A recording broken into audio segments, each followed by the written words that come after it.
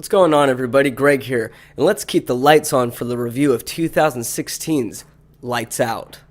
Lights Out was directed by David Sandberg, and it stars Teresa Palmer as Rebecca, Gabriel Bateman as the little brother Martin, Alexander DePersia as Brett, the boyfriend, Maria Bello as Sophie, the mom, and Billy Burke as Paul, the dad. The plot of Lights Out is about this family that's being tormented by this shadow ghost girl. It killed the dad in the very beginning of the movie, and now this shadow girl is coming after the little brother Martin. In the past, this monster thing was haunting the older sister Rebecca, and now that it's haunting Martin, Martin tries to go find his sister Rebecca because he doesn't know what else to do. He's scared. And meanwhile, the mother, she's going crazy somehow. She's not taking her pills, and after the father dies in the beginning of the movie, she's kind of losing it, but somehow she has some sort of connection to this monster thing because at one point when they were little kids, they were both in this mental institution together, and some crazy stuff happened where they did some testing on this monster girl, whatever her name was, I forgot, but I'm going to call her the monster girl, and these doctors do some crazy testing on her, and they ended up killing her, and somehow the mother and her are still connected, so as long as the mother is off of her crazy pills, and she's being crazy, then this ghost person shadow thing still exists. This movie, to me, is an instant classic horror movie. I saw it in the theaters. I thoroughly enjoyed it. I honestly hadn't jumped this much in any movie in a long time, except for the Insidious movies, but this movie made me jump so much, and it wasn't those cheap little jump scares. It actually was scary, like legit scary. From the beginning of the movie, it kills off the dad. But it doesn't just kill off the dad and you hear it off screen that, oh, the dad died or whatever. From the very beginning, it's instant horror. It kills the dad off instantly, and it lets you know right then, from the beginning, what type of movie you just got yourself into.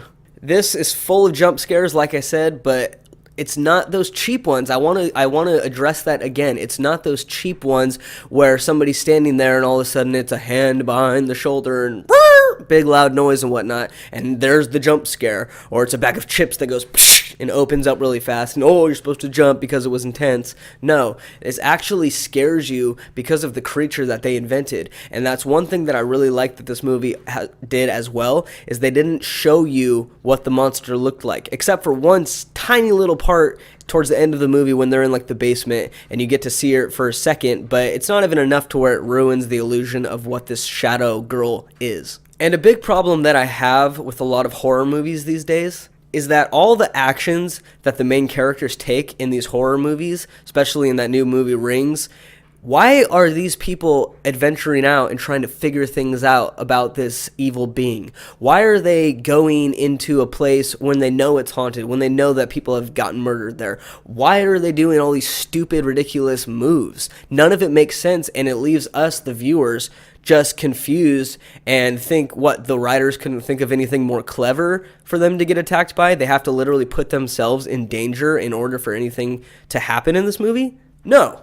Not in this movie. In this movie, every move, almost every move that every one of these characters makes sense. It's realistic. It's like, if this shadow girl thing cannot be in the light, then keep the effing lights on.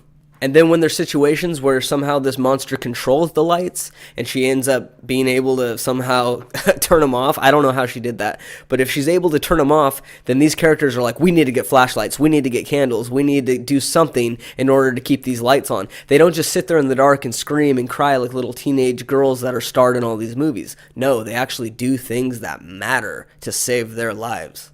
I want to talk about the character Rebecca. I thought she had some really great moments in this movie. I thought she played an amazing older sister.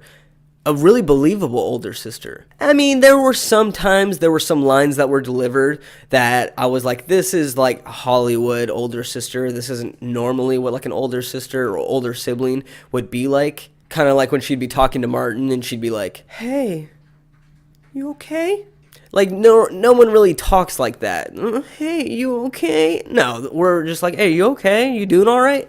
You know what I mean? But they did that whole dramatic little pause thing where it's like, hey, you okay? But other than that, I thought she did a really good job. Her fear was believable. The actions, like I said, that the characters take, especially Rebecca, I thought it was really planned out and thought out, and I actually rooted for that character. And if she died or if she didn't die, which this is a spoiler review, so we all know she doesn't die, and I'm glad she doesn't die. She does the right things in order to stay alive. I liked her character quite a bit. Now let's talk about the little brother Martin. I loved this kid. I thought he was like one of my favorite kids in a horror movie. He did everything right. Normally when you watch a movie and there's little kids, they're either like oblivious to this monster or they don't know how to communicate with the adults that this is actually something that's going on. This is something real that's haunting them and tormenting them. No, they hide, they cry, they go, ooh. But no, Martin, he was really good. Almost every move that he made, I know I just repeated myself like for the 5th time, but these characters make smart choices. This kid locks his door. This kid keeps his lights on. When the lights go out, he goes and he finds a candle. He finds a flashlight. And then there's a certain moment in the movie when he's like, I want to get the F out of here. And Rebecca's like, okay, you can come with me. And he's like, peace. And he runs to his bedroom and he starts packing up. He's not one of those characters that sticks around for the insane mom. And he's like, I just really need to be there. No, he actually does what I, as a kid, would do. I'd be like, deuces, I'm out of here. And let's talk about Brett. To be honest, Brett was my favorite character of the movie. Martin, number 2. But Brett, he was my favorite. He played the boyfriend of Rebecca. And it was kind of funny because in the beginning of the movie, Rebecca is kind of like playing loose with him. He really actually cares for her and he wants to be with her as the boyfriend. I guess I shouldn't call him the boyfriend because she doesn't want him to be the boyfriend. He's like, hey, babe, let me move in with you. Let me at least keep a shirt here. Let me at least keep a sock. And she's like, I gotta go. So, like, see you later. I mean, I like you, but, like, I don't know if we can be together. And then he does that funny little move where he takes one of his socks off and he turns around, makes sure she's not looking, and he balls up and he puts it at the bottom of her dresser.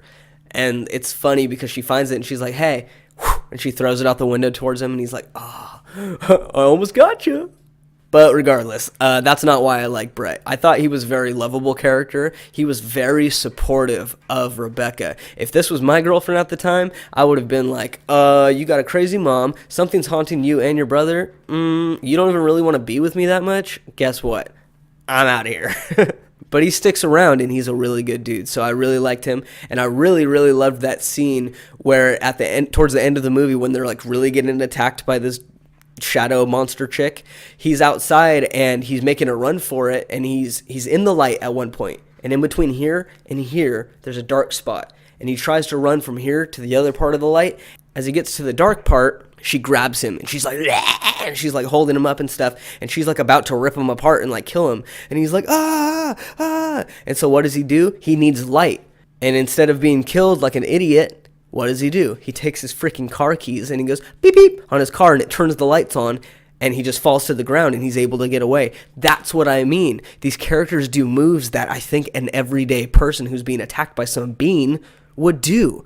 I loved it. And now let's talk about Sophia, or Sophie the mom, played by Maria Bello. Okay, this character was extremely annoying to me, but not because of the performance. It wasn't the performance that was annoying to me.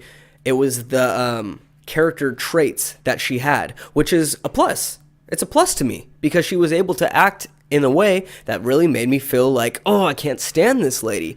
She just refuses to do what's best for her own interest and what's best for her children by keeping this thing around. Because remember, like I said, as long as she's not taking her medication and she's not addressing the issue, this thing gets to stay. This thing gets to stay around and torment her and her family. And it's actually like controlling her and manipulating the mom in order to stay like a family, like an evil family in a way.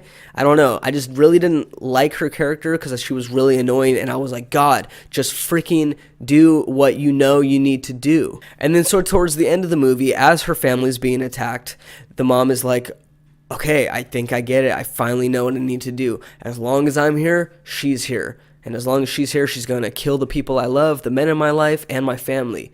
So there's only one thing I can do.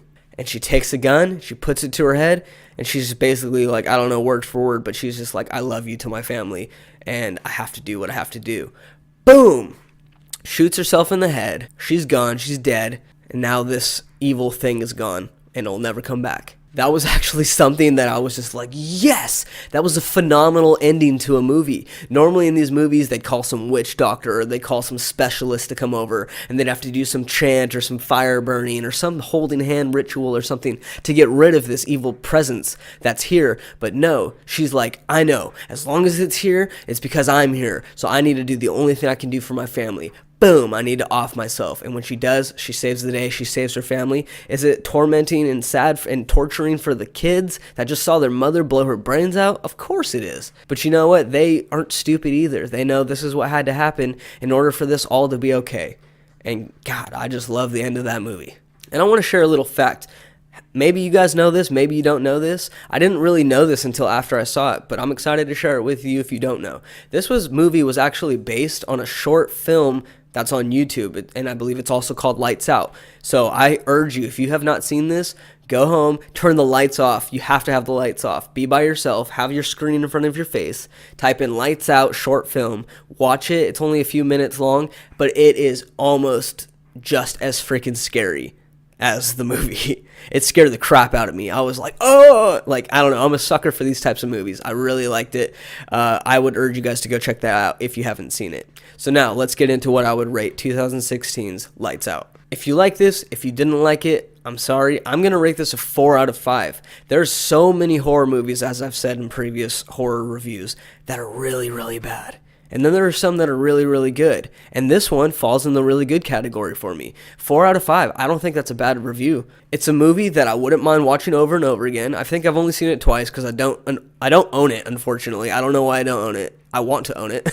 But this is one that I don't mind watching over and over again. And when I found somebody who hasn't seen this movie, I'm very, very excited to show them this movie because I know how scary it is and how much you're going to jump while watching this movie. Thank you, as always, for watching my reviews. I appreciate it. If you could please do me a favor, go down below, comment, like, and please share this video with everybody else. Get this review and my channel out there to everybody.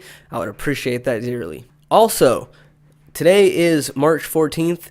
As of March 15th, I will be collaborating with one of my favorite horror narrators on YouTube named Mr. Davis. He is very kindly let me be a part of his narration YouTube channel, and I get to narrate 2 horror stories about movies and movie theaters and movie theater experiences that are wicked. I urge you all to please go check out Mr. Davis's channel. He's a very, very great and talented narrator and a very swell guy. And also, if you have not subscribed to my channel yet and you like the reviews that I'm doing, please subscribe to my channel and also hit that bell so you can be notified when I have a new video for you. Thanks guys again for watching, and remember when you go home tonight to watch a movie, man.